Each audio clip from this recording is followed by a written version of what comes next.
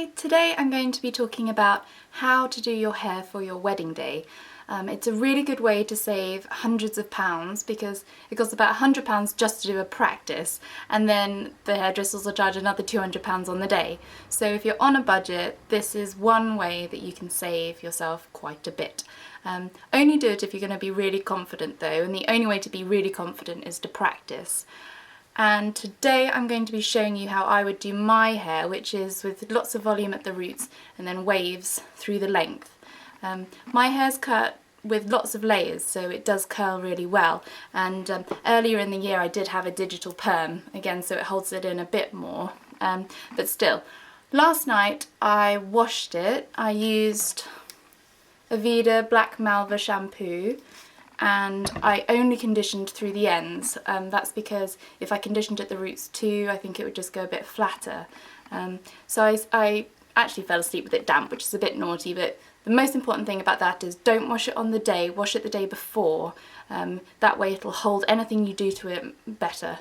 So I've just brushed it through, and it's quite simple. Put your hair in the parting that you want to use the night before, and try and sleep with it pinned if it doesn't like staying that way. I've just done mine a bit to the side because it's more flattering on my round face, and I'm going to use these, which are my Babyliss Pro curling tongs. Now I just start at the front and get a section that's not very big. In fact, the smaller it is, the better it'll do it. I always use my curling tongs on full blast, which is probably really bad for my hair, but in this instance I think it'll be good because you really want these to hold. On your wedding day you're going to have this all day long, so you want it to put the curls in as tight as you can in the morning, because by the end of the day they're going to have dropped, whatever hairspray you use. So make them really tight and put them up really high like this. So after a little while, just hold that for a minute. I'll drop it down, and you can see there it's quite a tight curl. So I continue to do this all the way around. Like I say, I think mine does it a bit better because I had a digital perm, which for those of you who don't know what it is, it's a type of perm that is really popular in Asia because it gives you that loose wave, rather than the kind of perms they do here are really tight, and the digital waves gives you the kind of curl that everybody seems to want, like Cheryl Cole wave.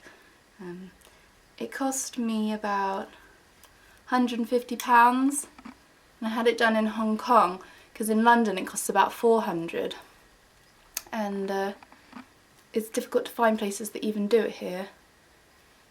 But if you do, it's worth mentioning that I think it's best done at either Japanese or Korean hairdressers.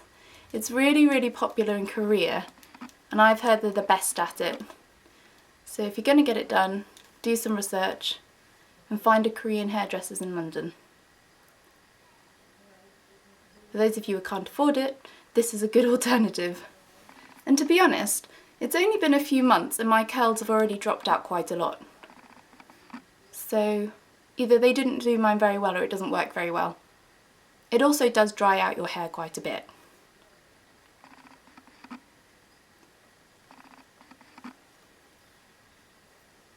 I will put hairspray through the ends to begin with. Now we'll do this side.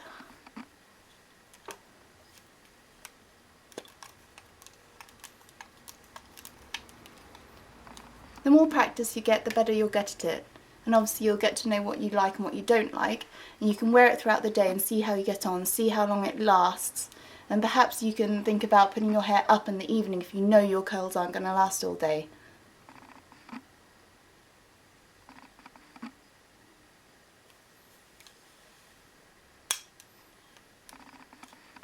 You really should put a pre-treatment cream on your hair so this doesn't do too much damage. I never do, but I know I should.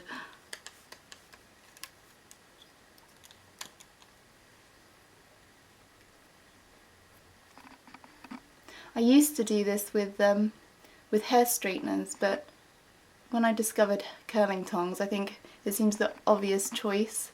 It's so much easier, much quicker, and you do get a tighter curl.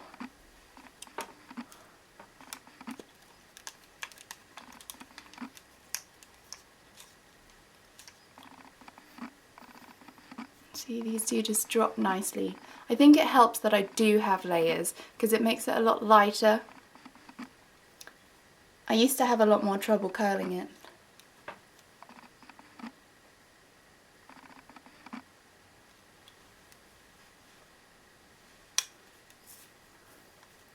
Once you've done the bottom layers, or the longest layers, go through the top. Just go from the roots and pick off the top layers of hair and just grab those in the bottom and curl up.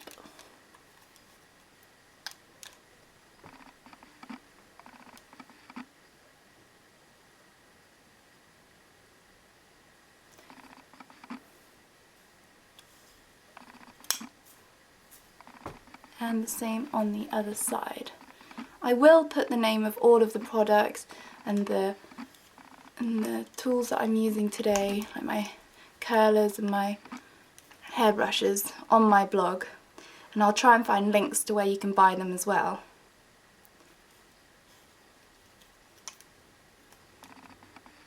Just curl that up. I personally prefer curling this way, so towards my face.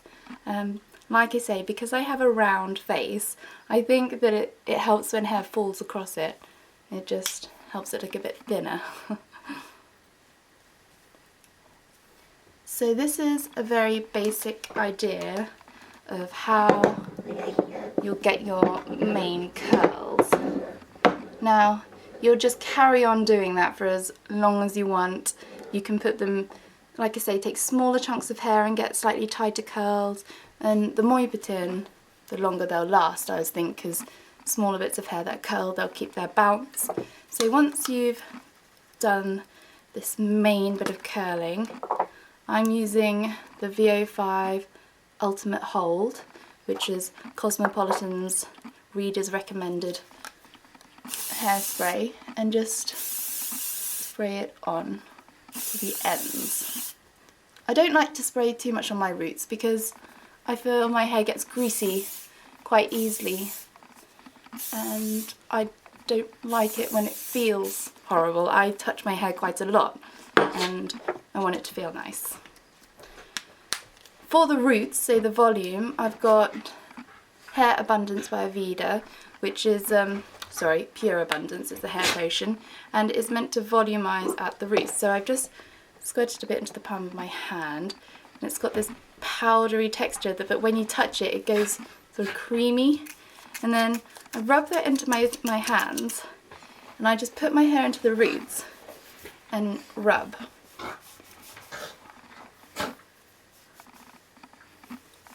Some people put this straight onto their roots, but again, I don't like to put that much on because I think it weighs your hair down eventually, and I think it makes it feel greasy, which I really don't like.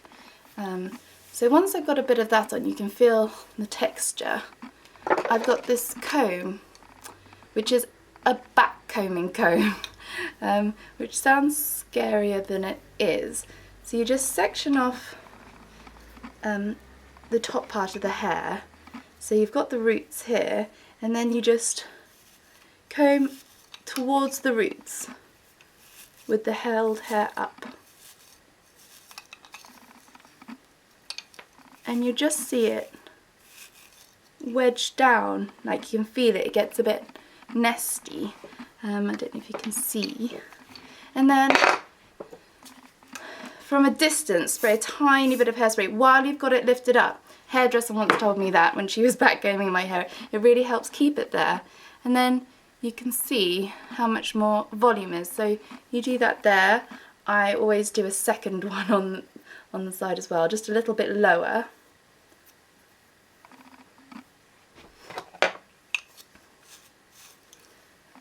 To be perfectly honest, backcombing is the one thing, if you can get somebody to help with, and you trust them to go at your hair with a comb, then it's the one thing I would get them to help with. I think it can be tricky to do by yourself. Oh, my lid's fallen off. Tiny bit end down. And then you can see it's just a bit more volume through the roots. Especially if you then pin it or something, just here. So I'll do that on the other side as well.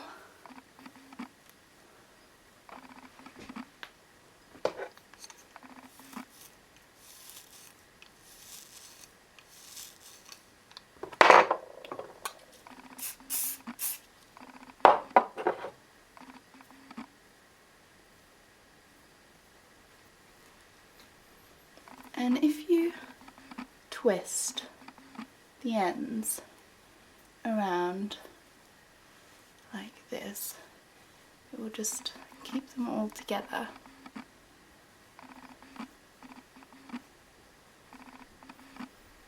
And then I would just do one last spray. Arrange your hair at the front how you want it.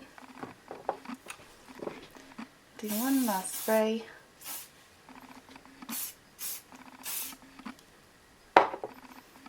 And that is how I would do my hair if I was getting married now. It's very natural, it's not for everybody, but I think it would look really nice, and I don't necessarily like overdone hair. I hope you like it too.